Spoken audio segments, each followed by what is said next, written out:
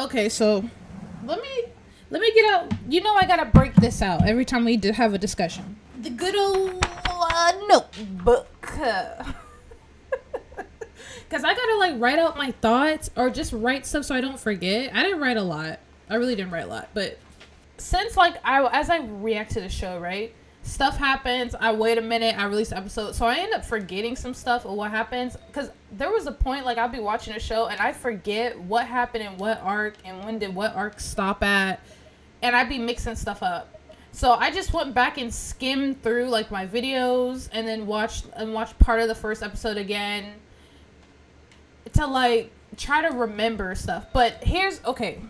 I want to bring this out. Bring this up to y'all. You got to hear me out. I was refreshing my memory today. Okay, hear my theory on this. Not yet. Okay, first things first. I wanted to if we're going to talk about Keiichi. I think what's important to bring up about him is his role in the story. What has he done in each arc?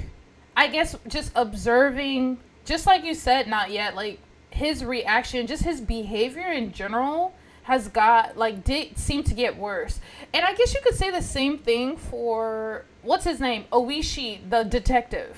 I felt like the detective was, like, for example, the detective was so nice, seemed very docile. Docile's the best, for lack of a better term, docile. But he just seemed to get more and more like a jerk later. Okay, so the first arc, which was episodes 1 through 4, and so just to refresh our memory, what happened in that one, it started off with Keiichi killing Reina and Shion, and it basically was a build-up to how it got there.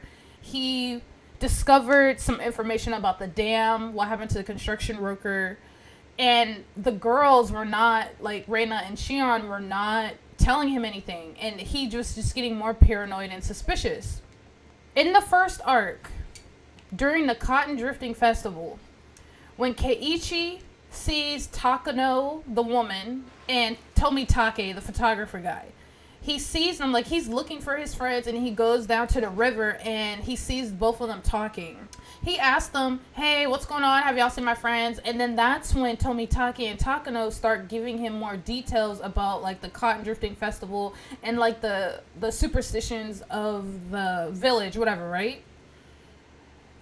What's important to know is they told Keiichi for the first time about the deaths of Satoko's family, right? So they said, oh, 1 year, somebody, what did they say? Somebody fell into the water. Her uncle died of an unknown illness. Her aunt was beaten to death. Somebody else drowned in a swamp. How those people died. All those people died, right? Okay, remembering how those people died, those are the same ways that Keiichi has died later on in other arcs. I had realized that when I was rewatching the first episode. So, if you remember, fell into the water. Remember when Satoko shook him off the bridge, he fell into the river. And it looked like he survived in the episode, but somebody told me in the comments he died a few days later, actually. They just didn't show it in that arc. Unknown illness, right? Remember when in the one arc with Shion and Mion, and Mion showed Keiichi the underground torture place, and he survived the stabbing, and he was in the hospital, and he died of a heart attack. Unknown illness. Okay. Beaten to death. I think it was like he's died that way, or other people, like, for example, the main cast have died those ways. Do you guys see what I'm saying? So, in the first episode, when Tomitake and Takano were telling him about that and telling him about all the people that have died, Keiichi dies those same ways later on in other arcs. Now, if you watch the opening of the show, you'll see a butterfly. And what do butterflies symbolize in all media? They symbolize like the butterfly effect and time travel and all that type of stuff. Okay, so I wanted to bring that up. I think that's important. Now, the other thing I wanted to bring up was Tomitake and Takano died in the first arc. Like, they were killed like that same night. And they said Takano was set on fire. Like, she was set on fire. Now, that is the exact same way. Oh my god, this dude is kicking my butt. Dang. Okay, that is the same way she dies in the latest arc. Not the one with the 2 episodes, but the one with, the one where she catches Keiichi and she's, like, basically driving him home. That one. So, I'm thinking, this is what I'm thinking. Overall, what is my point in bringing this up? I'm thinking the arcs are connected in a way where, what I'm trying to say is, I'm thinking all the arcs are connected in a way such as some things that happened in one arc affect the parallel world of another. And I don't know if that's time travel or anything, or if just things are like a parallel universe. Like, all the arcs are like on a parallel line, and anything that happens in one affects the others in a certain way. Does that make... I don't know if that... You guys know what I mean? I put how Keiichi died or how people have been killed have all been the same or foreshadowed in other arcs, is essentially what I was trying to say. One of my crazy conspiracy theories is, if there's something supernatural going on with the curse, what if...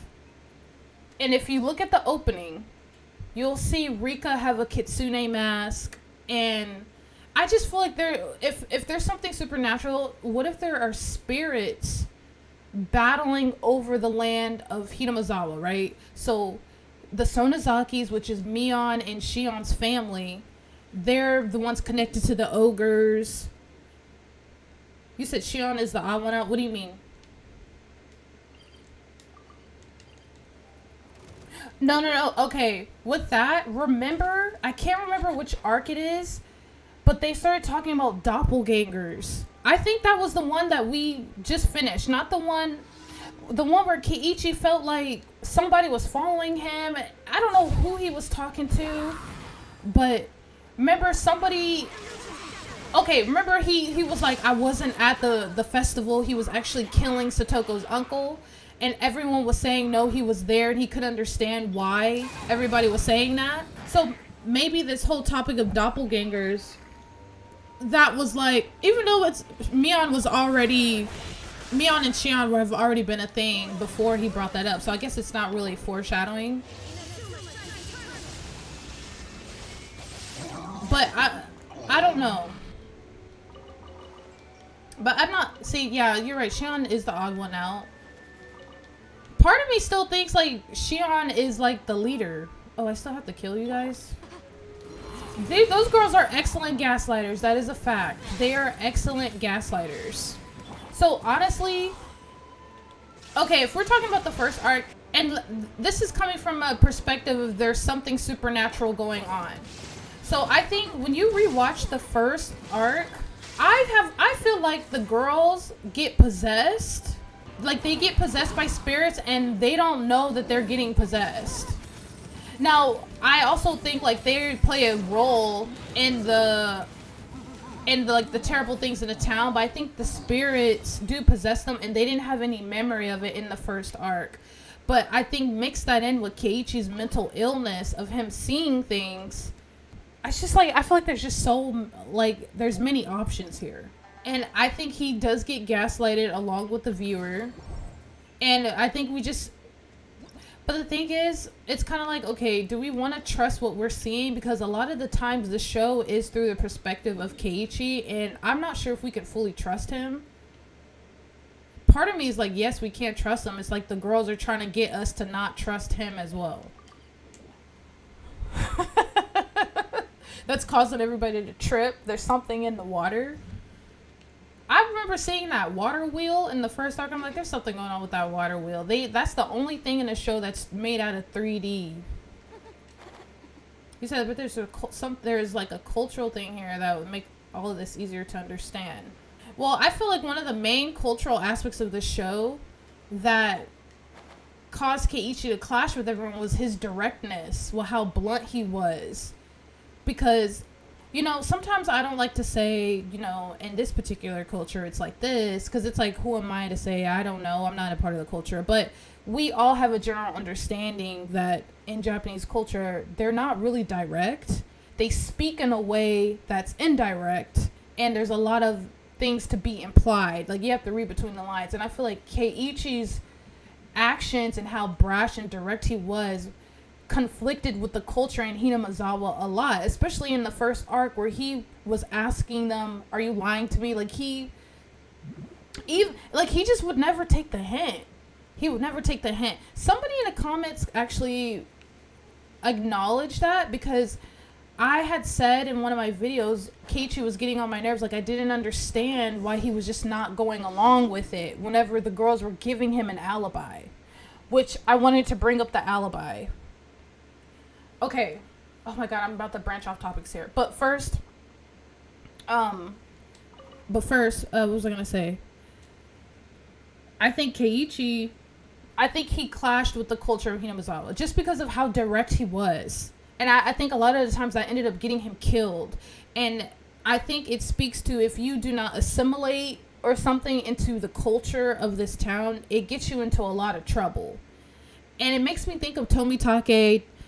It makes me think of Tomitake and Takano. Like, they were meddling into stuff that a lot of the other villagers in the village wouldn't mess with. Like, they wanted to break into the shrine. They were talking about stuff they shouldn't be talking about.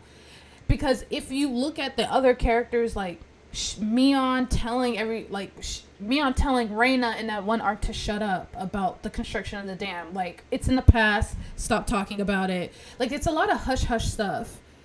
But if you choose to keep talking about it, if you choose to clash with the majority of how they do things, you get into a lot of trouble. And you get violence handed upon you. Like when Mion slapped Reina because she wouldn't stop talking.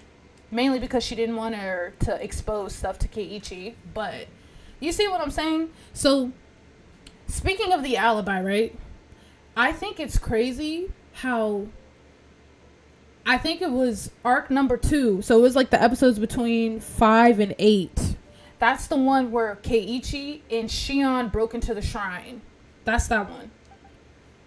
He was trying to come up with an alibi the whole time of breaking into the shrine. And then it made me think about how in the last arc, they were giving him an alibi about what he did to Satoko's uncle.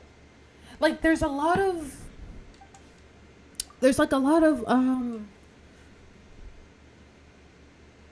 something happens over here, and then the opposite, or what happened in here could have helped him in this arc. Do you guys know what I mean? There's like a lot of... I don't even know how to explain it. I hope you guys know what I mean. I'm not really good at describing. I'm trying to really articulate what I'm thinking, because... Did I write it down? Okay. Yeah, it's like what else? It was like... Now, I will say breaking into that shrine, though, is a huge deal. Because after they all broke into that shrine, all their lives went downhill. Just like Satoko said, what happened to her when she actually broke a piece of the thing off, and her life was just destroyed after that. Now... And she let Rika take the blame. She let Rika take the blame for it, too. But it was just like, things just kept happening to Satoko, and I guess she felt like she deserved it because of what she did and abandoning Rika and letting her take the blame or the fall for it. And I'm just like, breaking into that shrine is the worst thing you could ever do, because them breaking into the shrine, they were so angry about that with Keiichi and everyone else. But whenever he killed Satoko's uncle, they were coming up with also... Like, I'm still believing they were coming up with excuses for him. Like, I don't think, like, they saw anybody else. Like, I don't think Keiichi was there at the festival. I think they were really all lying for him. And they were just trying to gaslight and get him to believe that. But this also goes back to what did Rika say when Rika was talking to Akasaka in the last 2 episodes? She said the people in this village do not care about human lives. Like, they really don't. And dang, they're beating my ass. And then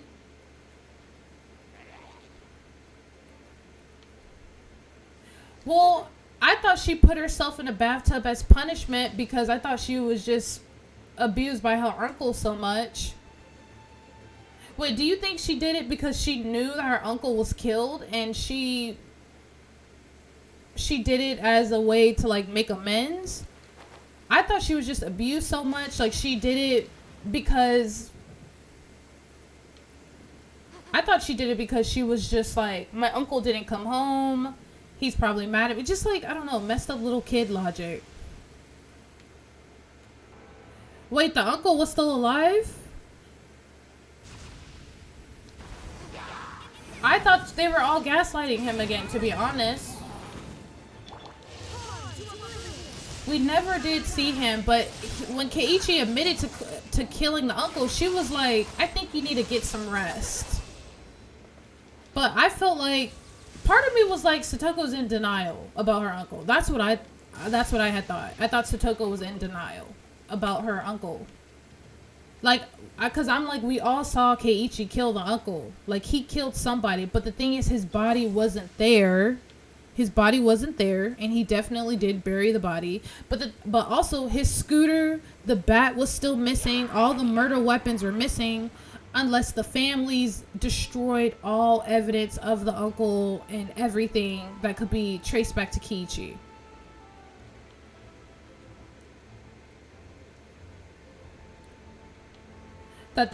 You talking about when the food was bought, whenever he was saying, oh, there's food for two? He was forcing her to cook. You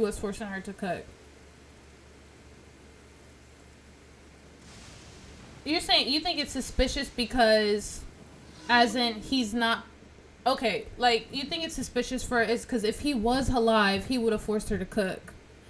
But if he would have forced her to cook, yeah, I really think the uncle was dead. Like, I do think he was dead, but I don't know what the families did with his body, but I think part of me feels like,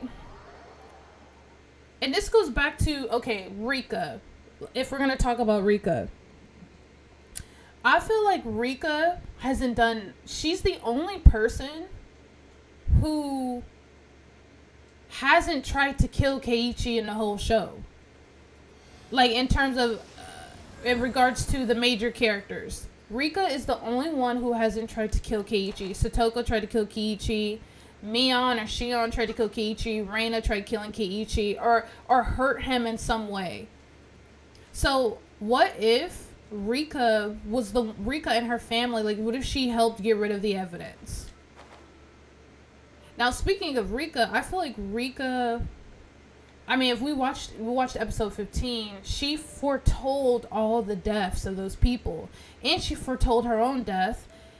And how she died at the shrine is the exact same way they do the sacrifices. That she was able to, okay, so remember I said I feel like there's a battle of the spirits, like over Hinamizawa? I feel like, okay, if you look at the opening, she's wearing a kitsune mask. Rika wears a kitsune mask. I feel like the spirit that possesses Rika is like a more positive, it's a better spirit.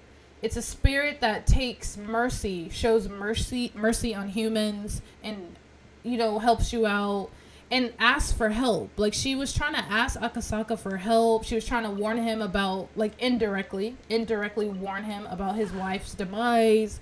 You know what I mean? And I think if you go back to the first arc, when the characters, their eyes change, even Takano, when Takano was giving Keiichi a ride home, she was possessed at one point too, I think. Like, her eyes changed cat-shaped. I feel like the spirits that possess Reina and Mion and Shion, if it's supernatural, are the more evil spirits. Those are the spirits of the ogres or whatever. But for Rika's family or Rika in general, the spirit that possesses her is a good spirit. That's what I think. And I think that spirit...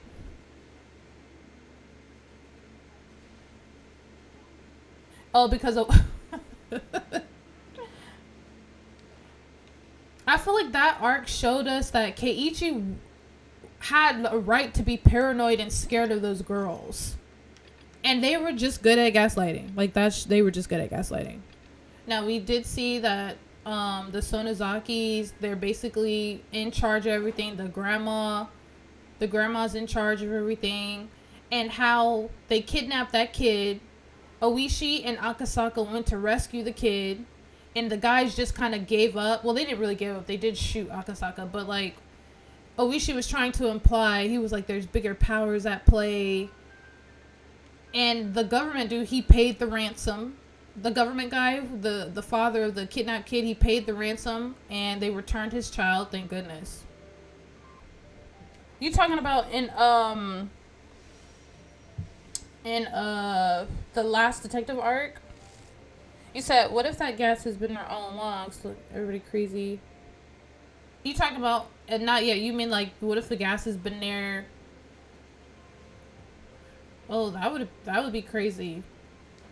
To go back to what you said, Skeptic, about Keiichi hasn't been killed by anyone. I guess that's true, but because he's mostly killed people. He's the one who's been killing people. But, I mean, like, at the end, when he does get stabbed, which leads him to the hospital, he ends up having a heart attack because he ends up seeing Shion, I guess, and she, like, supposedly kills him, but he really has a heart attack. I guess, like, the show is showing other girls doing him harm in some way, whether it's real or fake, but they never show Rika doing that. Yeah, Oishi did ask him if he stabbed himself, but I'm just saying, like, how come they never show... They showed all the girls... If it's in his mind, it's in his mind, but they never show Rika doing any of that for some reason. But, yeah, he did stab himself. I felt like the Oyashima curse causes people to kill themselves. That's what I was thinking. Like, I was thinking that the curse caused people to kill themselves, like how he clawed his own throat out in the first one. They said in the last one, you said Keiichi had only killed residents. Okay, yeah, residents of Hinamizawa, yes. Now, what's up with, in the first arc, he was writing himself a letter. Okay, here's my whole thing. Keiichi's been a narrator throughout the whole arcs. Like, he's narrated. Where is that Keiichi at? And then I feel like every arc, he knows more information.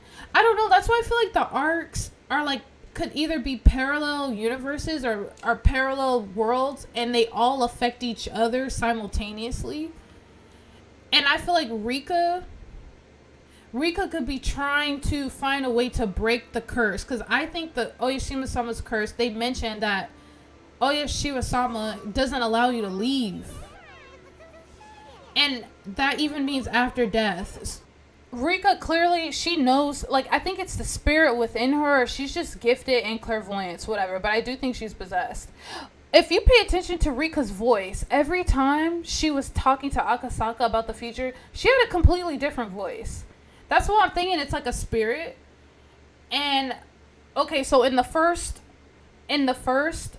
one, he didn't know about the twin. In the second arc, he found out about the twin. And then in the third one, he had already knew about them being twins, even though it was the beginning again. So it's like every arc, it's like Keiichi knows more information in comparison to the first Keiichi, who didn't know jack squat about anything about Hinamizawa. Okay, you brought up a good point. I feel like Rika always is protecting Keiichi.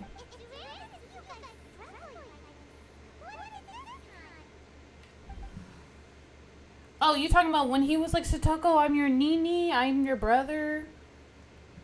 Now, I will say, I always felt like Rika protected Keiichi all the time. When he broke into the shrine and Rika asked him, and they had to like indirectly say stuff, he was like, what happened?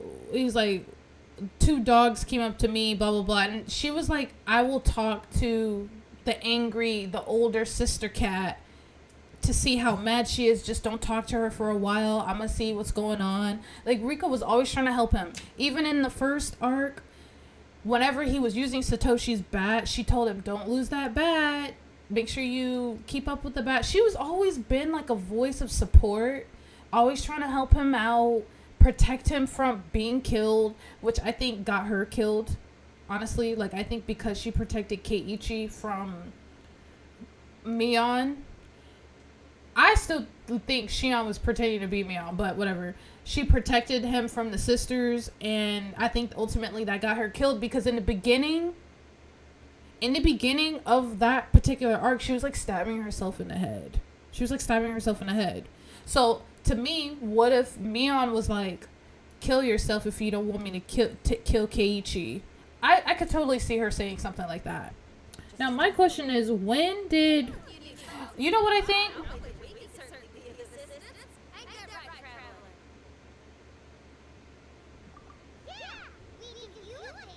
Oh, with the investigation to the families? You talking about Akasaka? Well, isn't it because... I think he was like, don't worry about it, let's just get the hell up out of here. But I just think Hinamizawa, the families are super powerful, and they know people in Tokyo.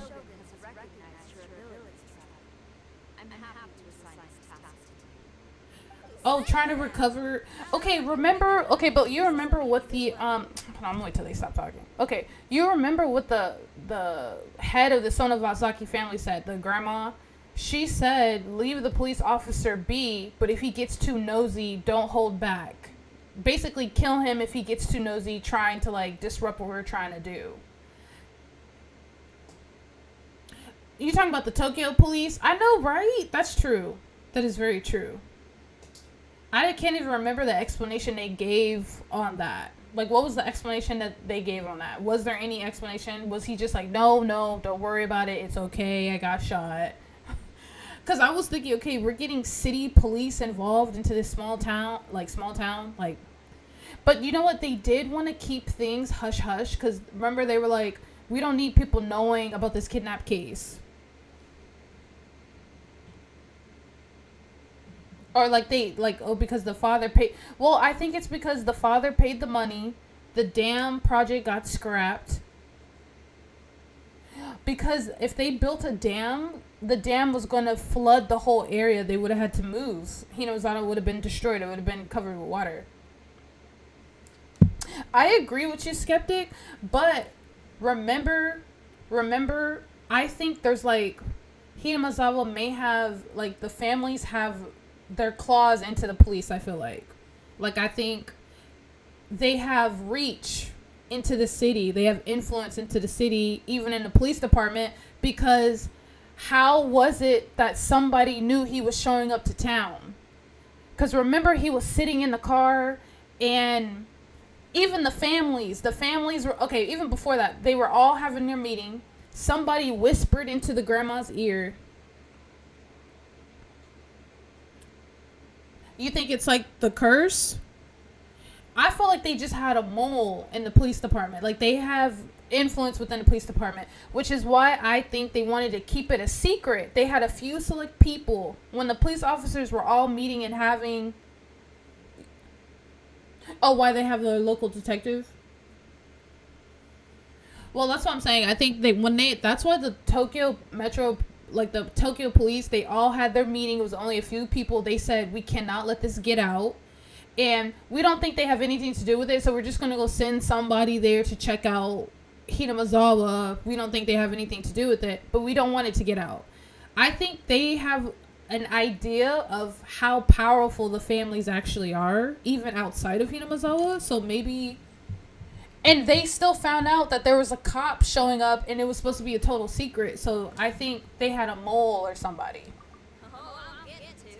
But also, Oishi, I don't think he's on their side. Are you saying, like, you think they were on the family side?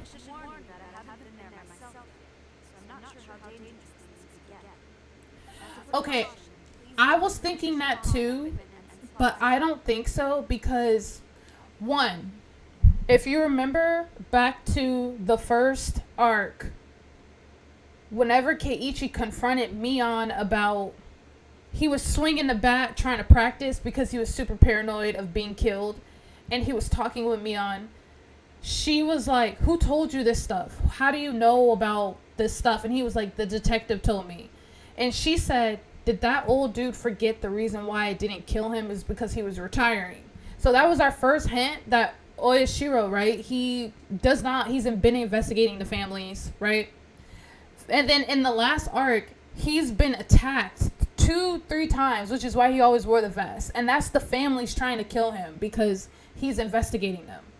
So I don't think the local detective was on their side. Like, I really don't think he was trying to help the families. I don't even remember them saying he got beat up.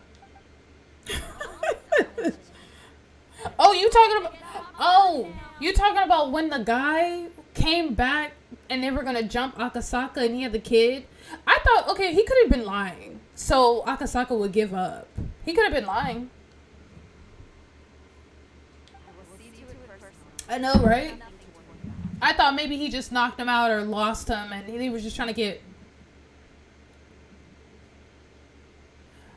Okay, what if he knocked him...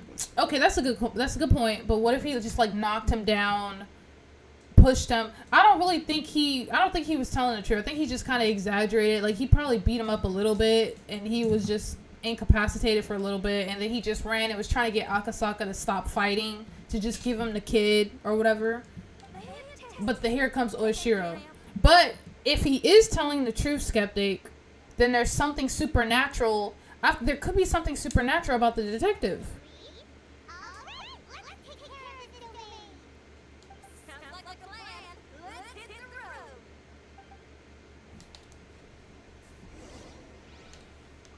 I feel like there's so much we could talk about. Like, I don't want to miss anything. Well, okay, because I think... You know what? What if the ransom was already paid? I'm trying to remember if there was any type of moment where they, like, the two trained guys were, like, who, like, hesitated.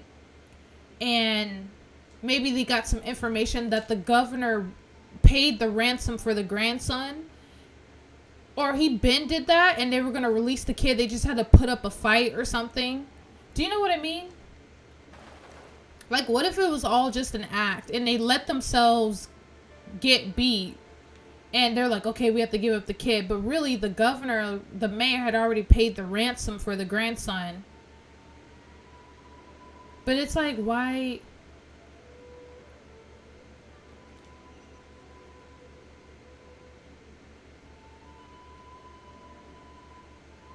Oh, you don't think it was that? But then it's like, how would the guys know? Like, why did they stop? I guess they were just beat and they just like, okay, we got to give up. And then they found out later, oh, the ransom was paid, so we ain't got to worry about it. Okay, you know what also I think? Back in the... I really need to know the names of these arcs, but it's the arc where Keiichi and Shion broke into the shrine, right? Okay, let me put my shrine people on. Okay, so in that arc, we find out later that Shion had actually gone missing, right? And it's alluded to that the person he was talking on the phone the whole time was Mion. I think one reason why Mion didn't kill Keiichi was because when Keiichi was on the phone with her, thinking he was talking to Shion, and he was like, I didn't even want to go in there, but you pressured me into going in there. I wasn't even interested in anything that was looking at. I think him saying all that stuff, that was actually Mion trying to understand the situation about the shrine and Keiichi and the shrine. I think that's the reason why he didn't get killed. And that's why why she really got abducted. Because I was wondering, because even the detective had asked Keiichi, why are you the only one that hasn't been killed? why are you the only one? Like, everybody else around you has been killed except for you. Now, part of me was thinking, I hope I didn't forget. Part of me was thinking, what if in another arc, what was I thinking about earlier?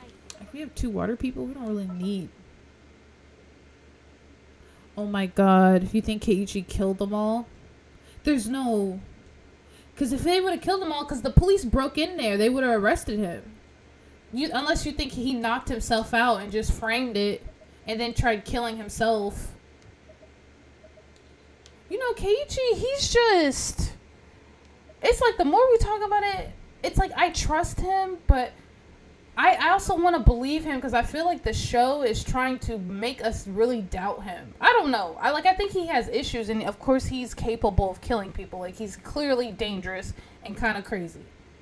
But do I need 2 water people? I really, really don't. But we're gonna stick with. The campaign begins. What's our objective? Okay, let's make sure all our people are right. Oh. Okay, right. Okay, this one. Like, I'm really trying to... Whoever wrote this, the guy who wrote the show, he did a good job. I just want to know, whenever we get these answers, I want to know, like, once we start watching the episodes on the answers, are they going to explain how all the arcs are connected, or are they seriously all just separate stuff? Yeah, like, maybe they're just, like, not connected at all. Like, that would be crazy if they weren't connected at all, period. What do we think? Okay, if the uncle is dead... Okay, wait a minute. My question is, who is setting Takano on fire? I think it's important to also remember Keiichi's family is kind of famous. And Keiichi, it's like he's both smart and stupid. But, like, do we think, like, the village is using Keiichi as, like, a tool or just, like, a means to, like, what goal? Because I can see the village sacrificing people, like their own people. I kind of also think it goes back to spirits. Like, I even think the girls at the end of the first arc were possessed with the... Well, honestly, the biggest killer, it seems, in the show is Keiichi. Well, in comparison between the families, here's my other thing. You know what was weird? Mion admitted in, I think it was the second arc, when after they snuck into the shrine, him and Reina went to Mion's house to confront her, and she admitted to killing Rika and Sotoko. She was all fine and good, and she admitted that she was directly involved with all the murders. Indirectly involved, right? But then we get to the latest arc, the one before Akasaka. He goes and asks her directly to take care of the uncle. She's over here saying, that's not what we do. Like, I don't know if she was trying to save face. Was she trying to save face? Or was she just like, no, that's not what we do? Like, and it's like he knew about that information about her already. So that's another example of him learning information about the girls or characters. And then in later arcs, he utilizes that information, or he just already knows about it. Like, how did he know about her being, you know, in charge of all that stuff and, like, asking her to kill somebody? He's like, hey, your family's, you know, basically the Yakuza and y'all kill people, right? So can you just, it'd be crazy if he disappeared for the cotton dristing festival, you know? It's just, she was just like, we don't do that. And I was like, girl, you know that's all y'all be doing. Monsters. So I'm just like, I honestly don't know what to think. Like, I'm ready to be shook watching these answers arc.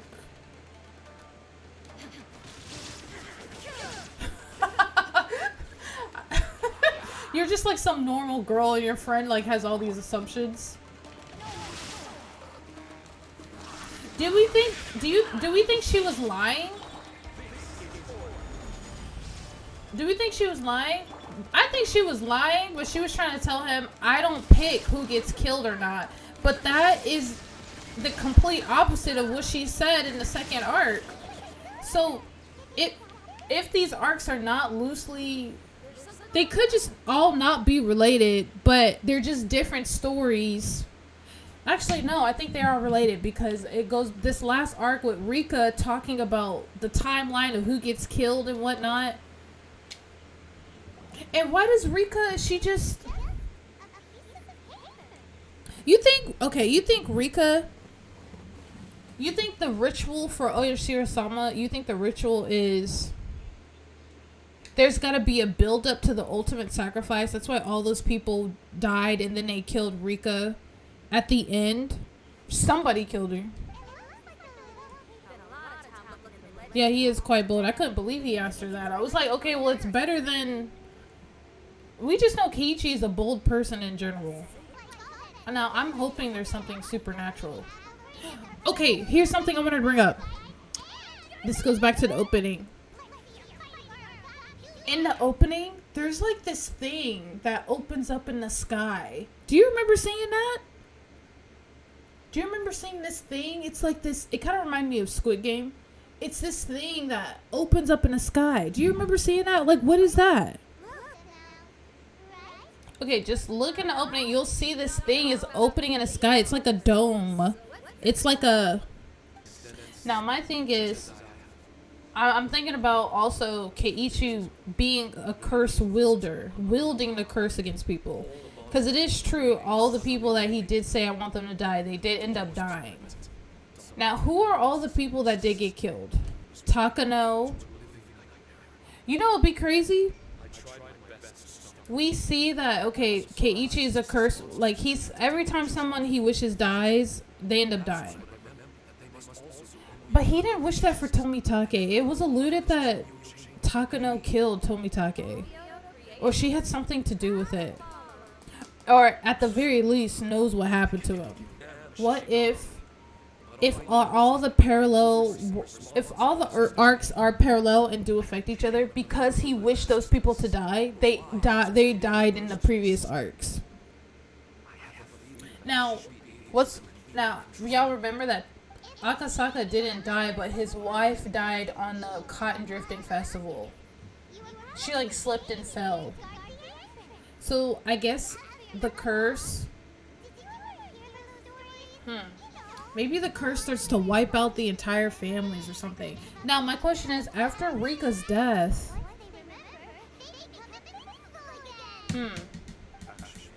No, I think...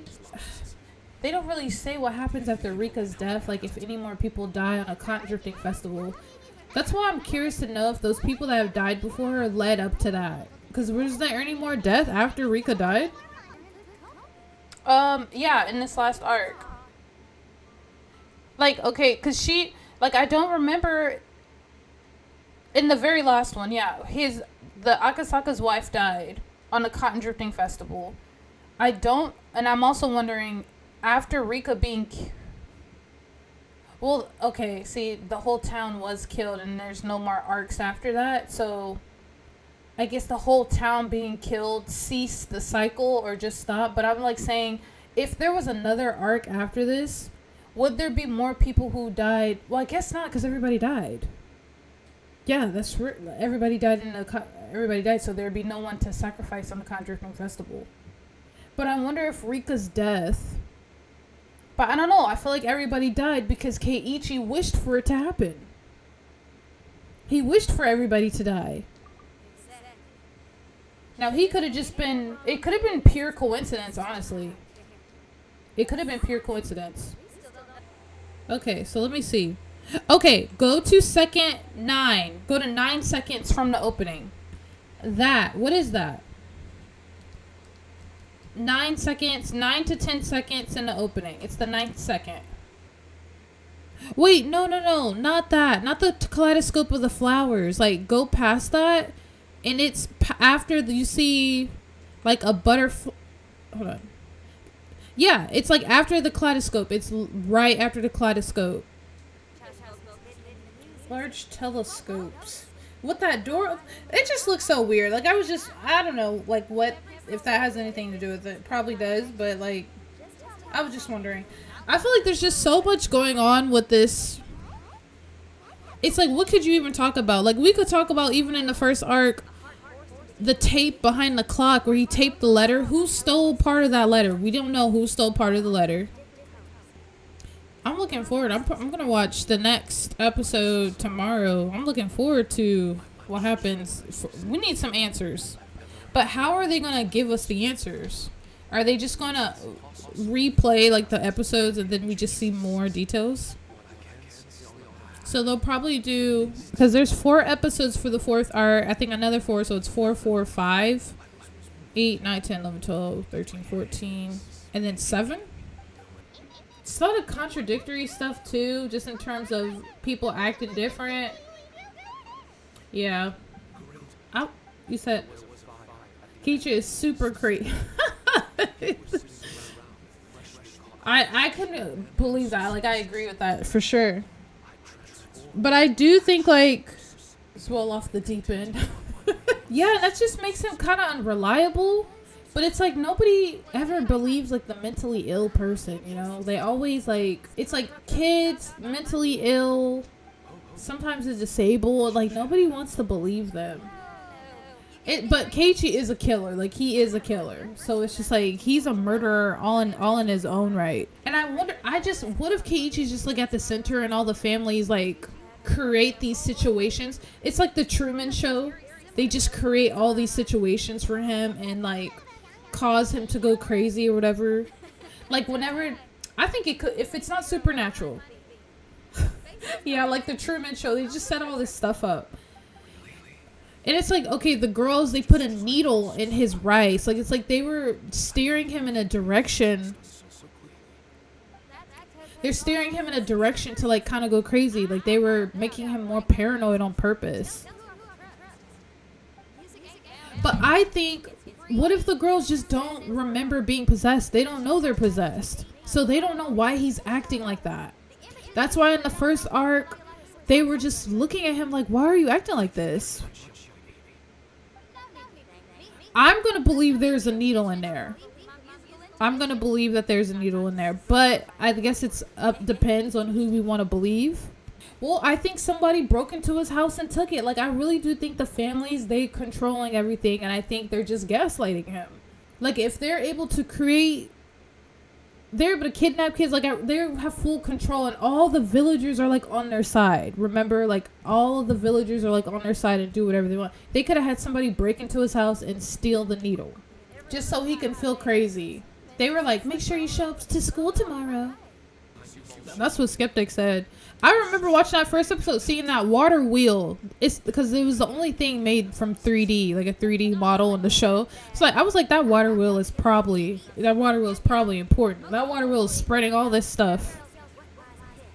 Whatever is in the water. Now, they were talking about Satoshi got spirited away. Satoshi left the town. You think Satoshi... Wait, you think what happened to Satoshi? That he went crazy too? And they had to get rid of him?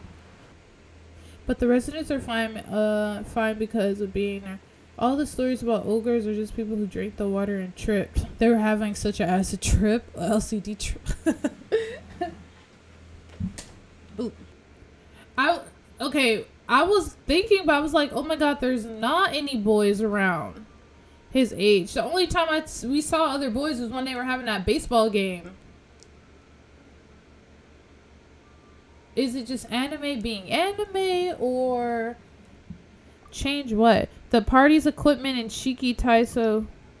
That is such a good point, not yet. There are no other dudes.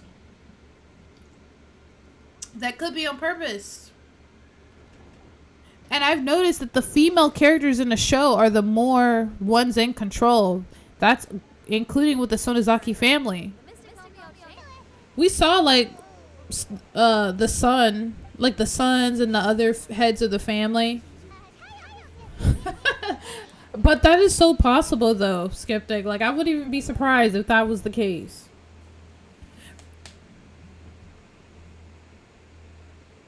After the first... she never goes crazy. Does she ever show any signs of possession though? does Reina show any signs of like possession? Actually, I don't think she does. Is it an inconsistency though? Like, I don't know if it's on purpose or not. But I think Reina, I don't know if it's possession or not. That's what I'm saying. Like, what if she just wasn't possessed or something? I'm just excited to find out. We're going to be up in the Discord. Like, the next 2 episodes, I can't wait to find out, like, what happened in that first arc. Why did Keiichi claw his throat out? Was that the curse? Here's another thing. Wait a minute. Here's something else. Okay. Remember at the end of the first arc when before Keiichi kills himself by clawing on his throat, he tells Detective that something's following him from behind. Like, he's seeing something's following him. And he says, if I turn around and look, I'm dead. And then eventually he ends up dying. Well, that kind of goes, everybody else in the show, like Reina said it. I can't remember if Mion or Shion said anything. I can't remember if Satoko, but mainly Reina. She said Oyashiro-sama stood by her bedside, and basically she ended up coming back. Like, they all see things, and we never see what it is that they see. And that reminds me of the last arc where Keiichi kept hearing something behind him, and he thought it was Satoshi. So is Satoshi Oyashiro-sama? Yeah, he just starts hearing stuff. Can we really chalk that up to Keiichi being crazy? Like, that's why I don't think Keiichi's kind of crazy, but I don't think he's that crazy. Because Reina said the same thing. She kind of said the same thing. And maybe this thing that's following them, maybe it brings about their more violent impulses or something. Maybe it brings something out of you that you can't really, like, it causes you to it influences you to act a certain way, you know? But I'm thinking, what if it's Satoshi? Because remember, Keiichi thinks it's Satoshi. I think he even said he thinks it's Satoshi. What if Oyashiro-sama is Satoshi? Like, he disappears, he gets spirited away or something. Okay, so somebody kicked you out and is trying to take over this domain, Shiki Taisho. Skeptic, you got any more thoughts? I'm trying to think of what I've missed, because I feel like there's so much. I feel like we talked about the important stuff, or just kind of like threw ideas out there, or just rambled about the important stuff. I'm thinking about the subtle things.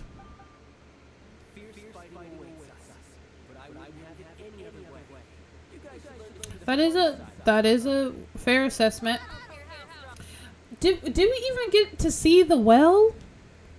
I don't even think we got to see the well. I don't think the well has appeared. And also, you know, another thing, that's like an important landmark. That bridge. We've never seen that bridge before. Like, that bridge kind of came out of nowhere. Like, what's up with that bridge?